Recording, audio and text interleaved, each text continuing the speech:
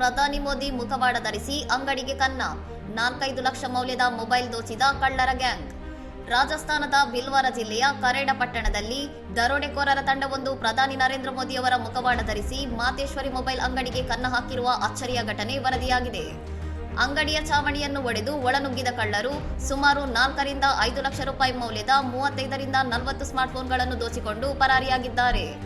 ಮಂಗಳವಾರ ಬೆಳಿಗ್ಗೆ ಅಂಗಡಿ ಮಾಲೀಕ ಲಕ್ಷ್ಮಣ್ ಸೇನ್ ತೆರೆದಾಗ ಕಳ್ಳತನ ನಡೆದಿರುವುದು ಬೆಳಕಿಗೆ ಬಂದಿದ್ದು, ಅಂಗಡಿಯಲ್ಲಿದ್ದ ವಸ್ತುಗಳು ಚೆಲ್ಲಾಪಿಲ್ಲಿಯಾಗಿರುವುದು ಕಂಡುಬಂದಿದೆ.